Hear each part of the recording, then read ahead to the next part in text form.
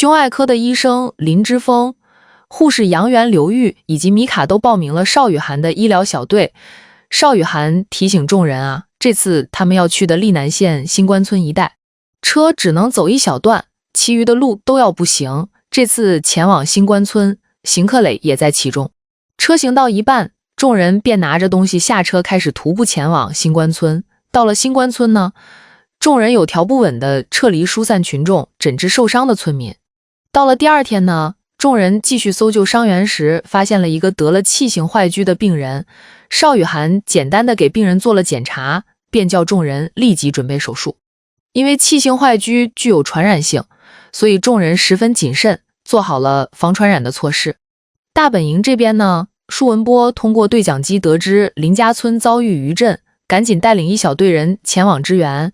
阮清夏在一旁听到，也跟着舒文波他们过去一起帮忙。在林家村时，救援人员发现了一个埋在废墟下的小女孩，阮清夏和救援人员一起帮忙救援，而旁边还有别的记者不顾救援，还试图采访。阮清夏有些生气，把人给骂走了。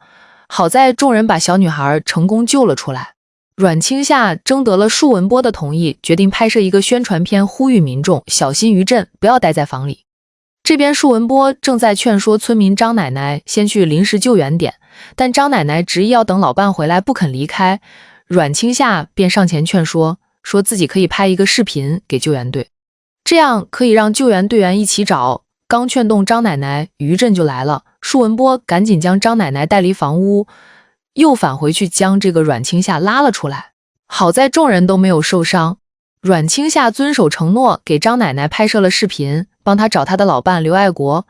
张奶奶描述了刘爱国的穿着，并说刘爱国有老年痴呆，希望大家能帮忙一起找到她的老伴。晚上，阮清夏戴着耳机看着白天给张奶奶的视频，没有听到舒文波来了。舒文波叫了几声，见阮清夏不理自己，还以为阮清夏还在生气。他赶紧给阮清夏道歉，说上次自己做错了事情，太武断，误会了阮清夏，现在才发现自己不仅误会了阮清夏，还小看了阮清夏，并说他是名优秀的记者。可这些话阮清夏都没有听到。第二天，阮清夏想和舒文波解释昨晚的事情，但舒文波收到消息，得知有人找到了张奶奶的老伴，两人便顾不上说话，赶紧带着张奶奶去明月村接人去了。阮清夏看着张奶奶和老伴重逢，心里也十分感慨。阮清夏安顿好爷爷奶奶，又去找了舒文波，问他那晚到底说了什么。舒文波便复述了一遍，然后阮清夏也原谅了舒文波。灾区突然连降暴雨，形成了高位堰塞湖，堰塞湖的水位会持续上涨，一旦决堤，就会淹没10几个村镇，包括一条刚抢修出来的通往镇中的道路。水利专家建议进行爆破泄洪，将洪水从牛头山汇入棋盘河，这是目前损失最小的泄洪方案。其中新关村就在泄洪区里，所以需要救援小队赶紧撤到南阳镇海拔2500米以上的地方。邢克磊得知消息后，赶紧通知邵雨涵他们撤离，但邵雨涵他们还在给一个病人做手术，如果现在撤离，这个病人必死无疑。邵雨涵要求给他1个半小时做手术，邢克磊联系了指挥中心，希望能推迟泄洪，但水位上涨的比预计要快，甚至要提前泄洪。好在邵雨涵他们顺利完成了手术，及时撤离到了南阳县。萍乡矿井的矿工被困在矿井好几天了，邢克磊打算去看看，米卡便申请和他一起去，邵雨涵同意了，并叮嘱邢克磊照顾好米卡。米卡和邢克磊去了矿井，邵雨涵则回了大本营，然后邢克瑶找到他，想和他说点什么，但邵雨涵还有病人要做手术，便匆匆忙忙地离开了。晚上，邢克磊和米卡坐在火堆旁聊天，米卡有些闷闷不乐，说以为自己在医院已经看惯了生死，但到这里以后才发现高估了自己。邢克磊安慰道，习惯并不等于麻木，这不能怪米卡。米卡又问邢克磊会不会怪他们没有在新关村及时撤离，邢克磊说不会，他们都是为了救更多的人，所以能够理解他们的做法。两人趁着这难得的独处时光，彼此陪伴着坐了许久。林家村的山体滑坡，为了避免余震导致2次受灾，舒文波赶紧通知众人撤离。到了撤离点呢，因为帐篷不够，舒文波他们只能在空地上原地休息。阮清夏也没有住帐篷，而是在空地上和舒文波一起坐着。阮清夏拿出电脑查看这些天拍的照片，选着报道用的照片。他没有选用把舒文波拍得好看的照片，而是选了能展现出救援人员群像的照片。然后舒文波听着阮清夏的话，越发觉得之前对阮清夏的印象都太片面了。现在才知道阮清夏是一个真正的专业记者。两人聊着聊着，阮清夏就靠在舒文波身上睡着了。舒文波紧张的一动也不敢动，让阮清夏靠了一晚上。早上陆丰也开车带来了许多物资支援，正好富安村的灾民正急需水和食物，舒文波便征用了陆丰的车。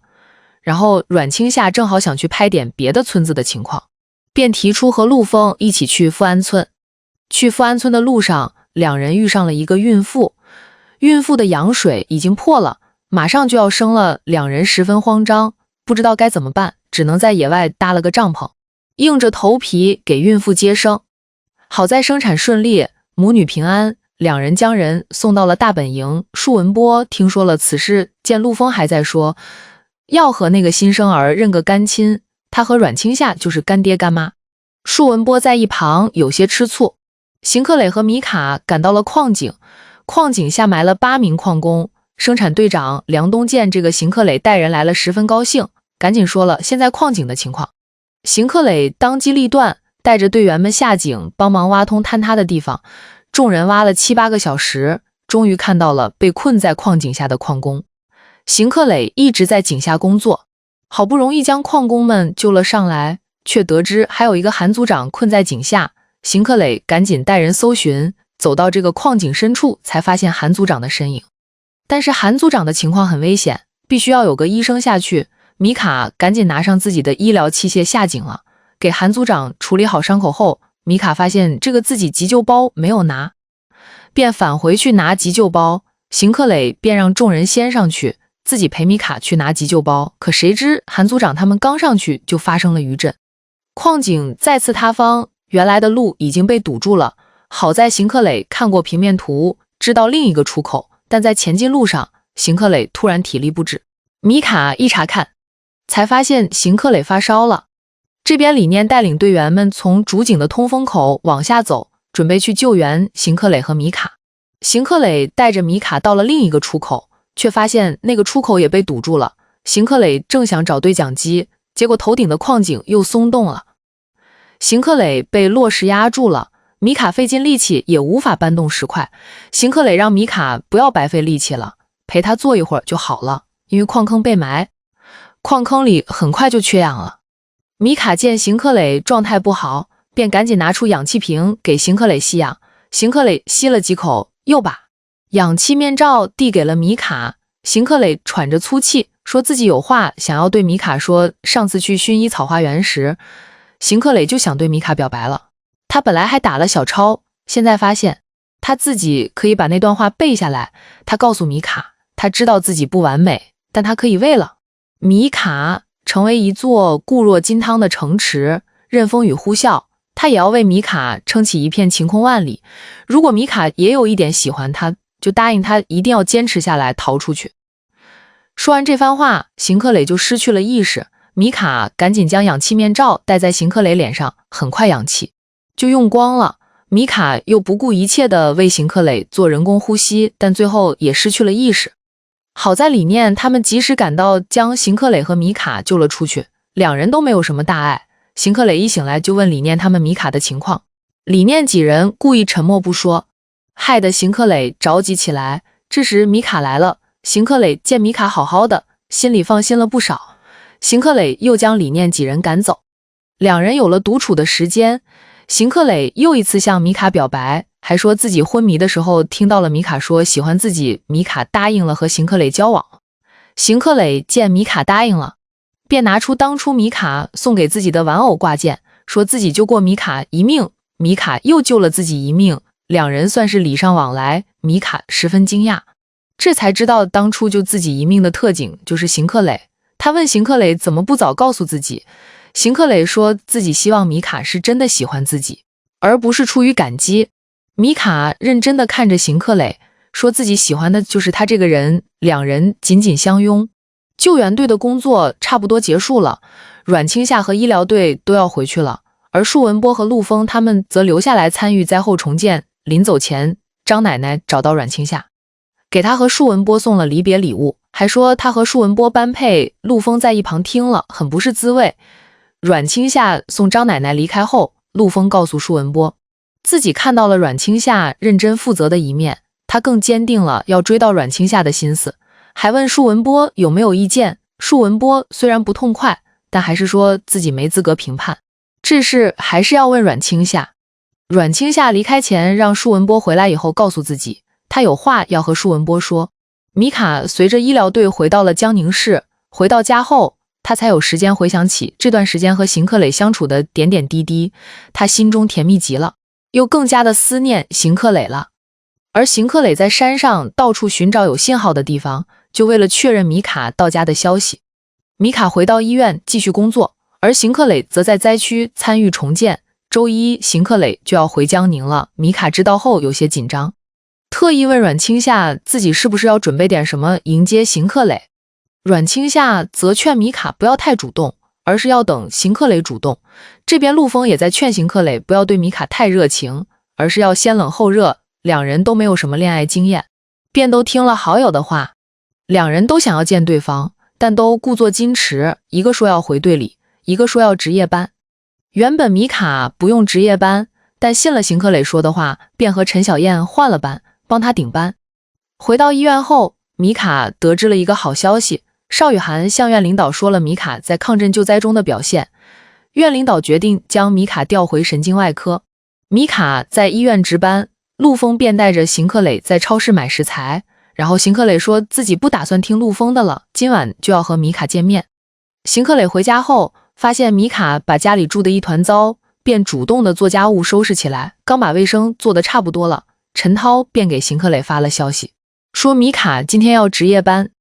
邢克磊见今天约不到米卡了，便只好叫来了陆枫帮自己煮饭吃。谁知道陈小燕突然回医院了，便让米卡赶紧回家休息。陆枫和邢克磊刚把饭菜摆上桌，陆枫订的红酒就到了，邢克磊开门签收，正好看到回家的米卡，陆枫识趣的先走了。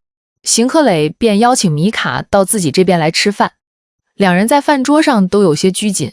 米卡问邢克磊是什么时候认出自己，又是什么时候喜欢自己的。邢克磊说在米卡拦车的时候就认出他来了，第一次见面的时候就喜欢米卡了。米卡有些害羞。邢克磊又说了自己本身是想要给米卡一个惊喜，但是看米卡听到自己不回来后也不是很失望的样子。米卡看着邢克磊，说自己一天都在和所有人说自己不能换班，他其实也是会失望的，但他知道邢克磊工作的特殊性，所以他也不敢抱太大的希望。两人都是第一次恋爱，没有什么经验，便约定好以后不再做什么惊喜了。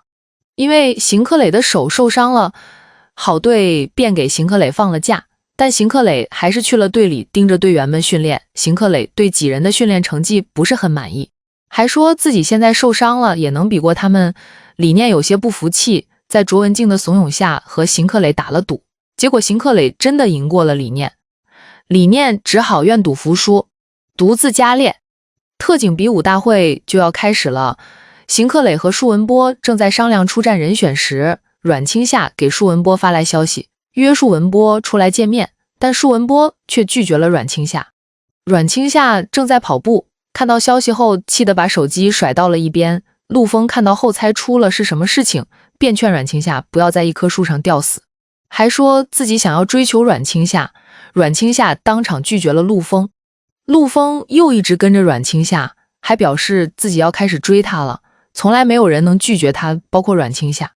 今天是米卡在急诊的最后一天，他十分感谢魏主任，魏主任教会了他很多。魏主任也十分感慨，他第一次进急诊科的时候，就遇上一个因食物中毒而亡的男孩，他从此学会了控制自己的情绪，因为在急诊科，情绪是最没有用的东西，他们能做的就只有尽力而为。陆枫拉着邢克磊说阮清夏的事情，说着说着又问起这个邢克磊和米卡的进展，得知两人还没有牵过手后，便给邢克磊支招，让邢克磊继续把右手的绷带绑着，在米卡面前装柔弱，阮青夏这边也让米卡好好打扮一下自己。虽然两人这次都说不会再听他们的意见了，但最后出门时还是听了他们的意见。邢克磊带着米卡去看了恐怖电影，本想趁米卡害怕的时候趁机搂住米卡，但米卡却一点也不怕，计划落空。邢克磊有些失落。看完电影出来，两人走在路上，差点被电动车撞到。米卡下意识的想要护住邢克磊，然后邢克磊也护着米卡，米卡才发现邢克磊的手已经好了。邢克磊便坦白说自己是想装可怜博取米卡的同情，但米卡却不吃这一套。米卡被邢克磊逗笑了，两人便顺理成章地牵上了手。邵雨涵在路边看到了邢克尧，邢克尧的车被撞了，邵雨涵便主动帮忙载邢克尧回家，两人在车上聊了起来。邢克尧问邵雨涵为什么突然从国外回来，邵雨涵说有些怀念这个地方。那邢克尧便打趣说这可能是邵雨涵要变老的标志。聊着聊着，邵雨涵突然说自己欠邢克尧一个正式的道歉。邵雨涵说自己之前误会了邢克尧，以为邢克尧是借着赈灾，实际是在作秀，但他后来才知道邢克尧做了很多的事情，他以为7年过去他们都会有些变化，但邢克尧身上的有些东西呢还是没变。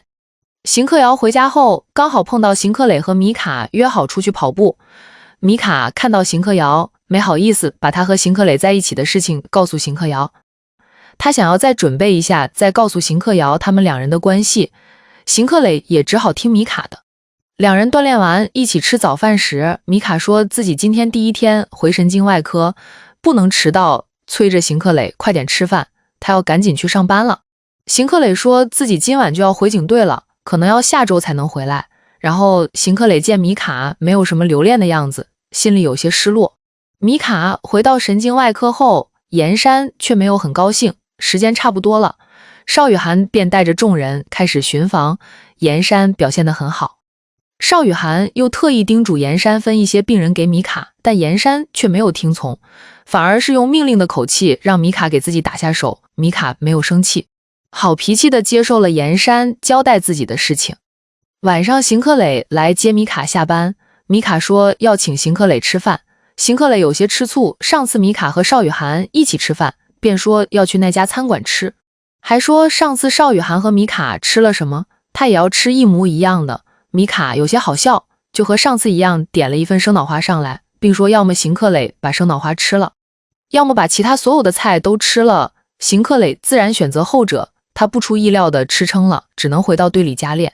第二天黑豹突击队就来警队交流训练了，好队给邢克磊介绍了黑豹突击队的队长庄志文，猛虎队在省里名气很大，这让庄志文很不服气。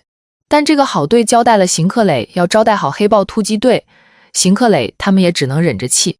上午的训练结束后，邢克磊匆匆吃完了饭就回去和米卡打视频电话了。舒文波见邢克磊没拿办公室钥匙，便回去给邢克磊送钥匙。几人正好看到邢克磊在肉麻地和米卡说着话，便趴在门边偷听，结果一不小心暴露了，米卡十分害羞地挂掉了电话。邢克磊恼羞成怒，把几人赶走了。